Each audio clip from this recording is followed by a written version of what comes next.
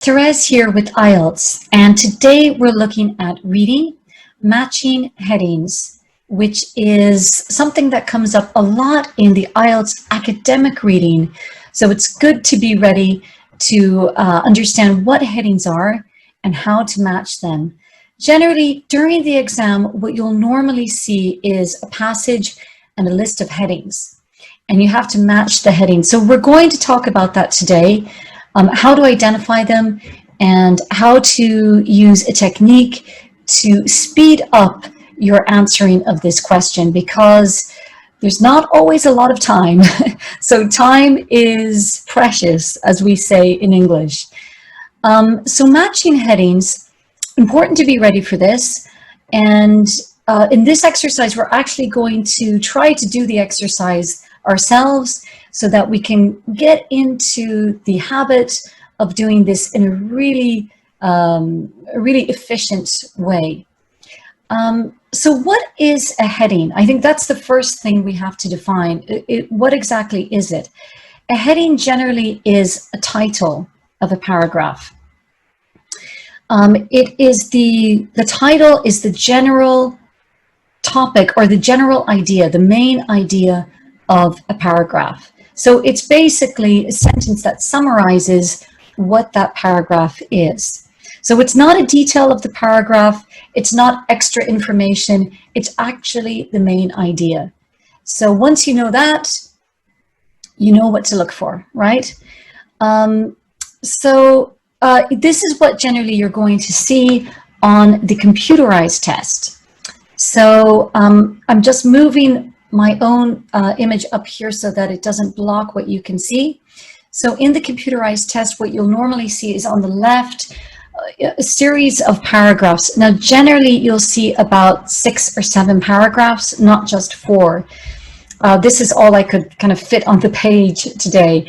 Generally, you'll see a lot more. The text might be much longer, in fact. And you'll see those big numbers at the top, the 1, 2, 3, 4. And at the top of each paragraph. And then on the right-hand side, you'll see a list of headings.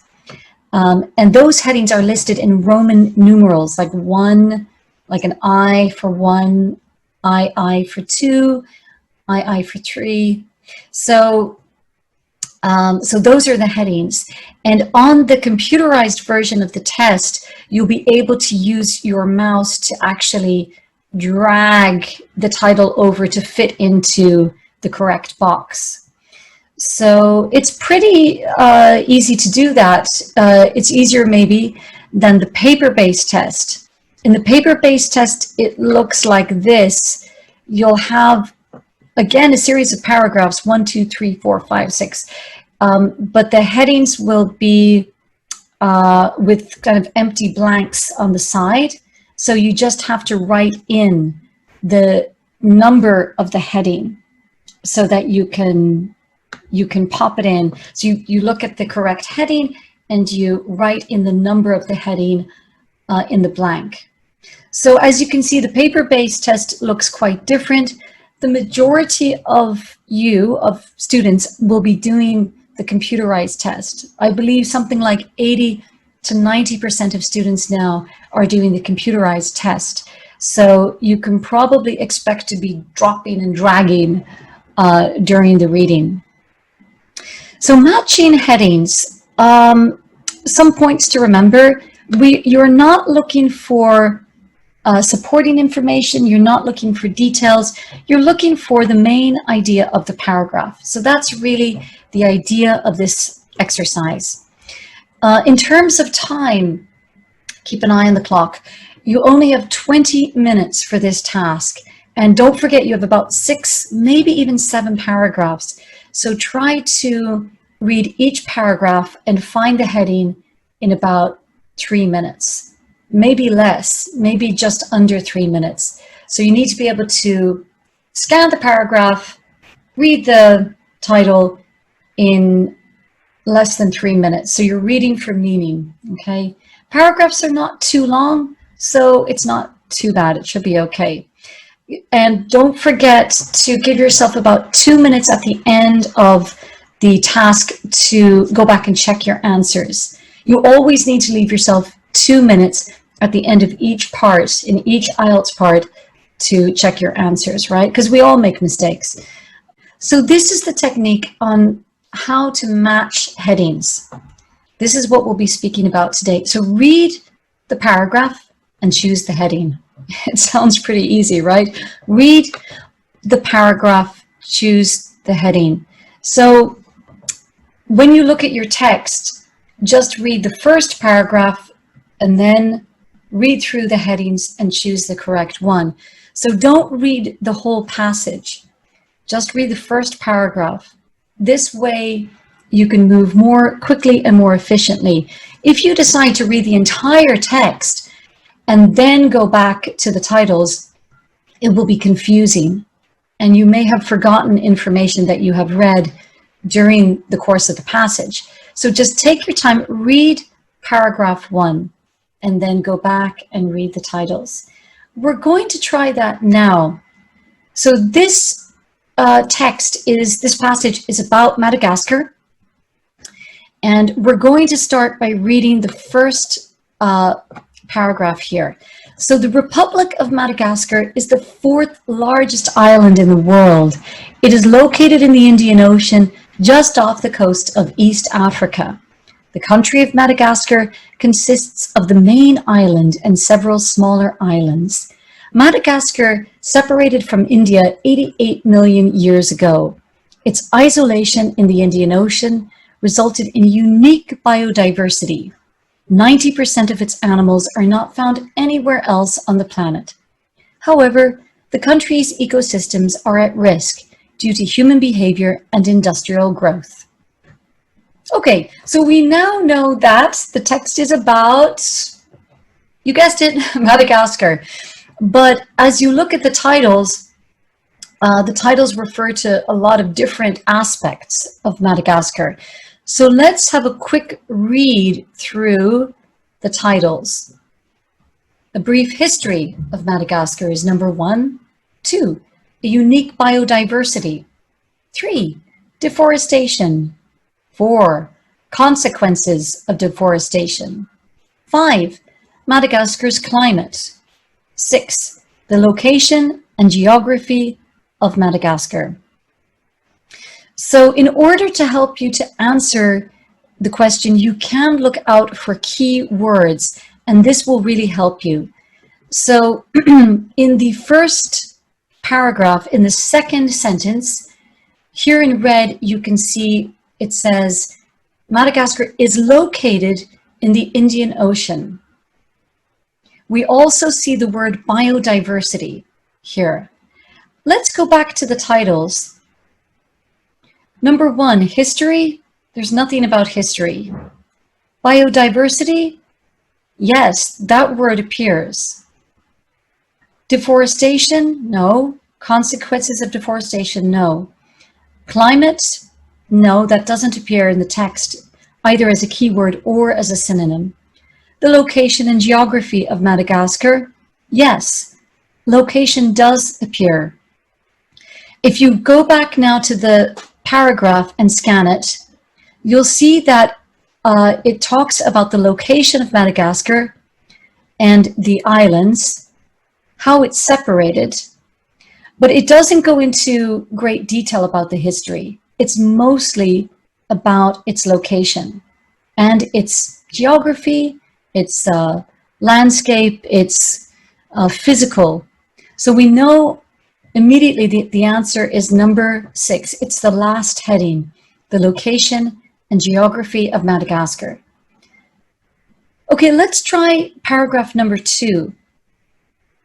The island was first settled approximately 4 centuries before Christ.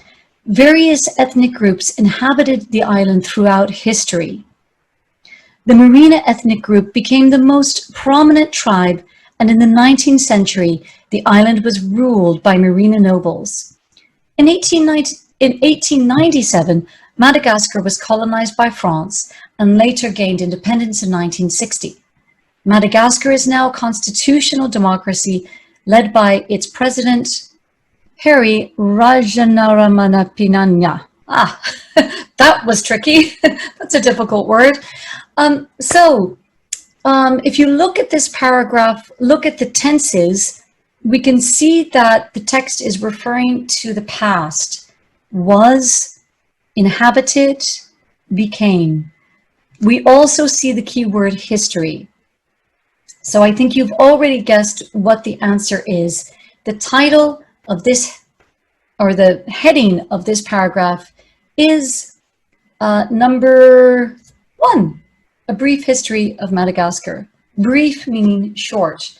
It's not a big history of Madagascar. Okay, so we've managed to find 2 headings. Let's continue. Number 3, Madagascar has a tropical climate. The warm, rainy season is between November and April. There are storms during this period which have caused enormous destruction. The cooler, dry season is between May and October. Okay, everyone, I think this is an easy one for you, right? Because firstly, we have the keyword is climate. And secondly, it's quite a short paragraph which describes the climate and weather. So we know immediately, very quickly, that the answer is number 5, Madagascar's climate. Let's move on to the last paragraph, number 4. 90% of Madagascar's biodiversity is endemic. The unique wildlife includes lemurs and chameleons, both of which originate in Madagascar, and exotic plants such as orchids and baobab. Many plants are used in medical treatments and herbal remedies. There are also several endemic freshwater fish, as well as unique spiders and insects. So there might be some words you don't recognize, like endemic or wildlife or lemur, chameleon. These are very specific words, but in general, you'll probably see that the main idea of this paragraph is related to plants and to animals. So because it talks specifically about plants, herbal treatments, fish. So you may recognize some of those words as being types of animals.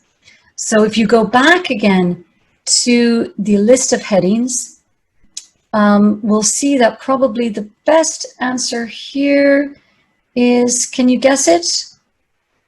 Yeah, that's right. Number 2, unique biodiversity.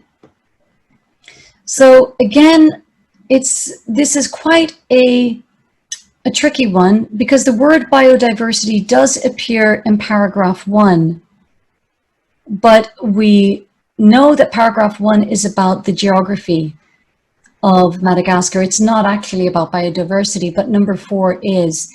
So that's why it's important to go back and check every time, just in case, because it's easy to make a mistake. So what I would propose to you is to take a couple of examples like this from IELTS practice tests and just test yourself. Give yourself 20 minutes to do it and go through the test. Make sure you give yourself 2 minutes at the beginning and 2 minutes at the end to do the pre-check of the headings and then double check your answers at the end. So just to recap on our technique, read the first paragraph, find the correct heading. Move on to the next paragraph, find the correct heading. Keep an eye out for key words in the heading and in the text. But again, always be careful that the key words indicate a similar meaning, because they might not, it might be a trick. Make sure the heading is the main idea of the paragraph and not a detail. Once you have this technique down, you'll find that this question is probably easier than a lot of the other questions in IELTS reading. And again, with the practice, you'll learn how to speed up and you'll be able to get this done faster than you might think. So thank you so much, everyone, for watching. It's been a pleasure speaking with you, and good luck in IELTS reading matching headings. Thanks a lot now. Take care. Bye.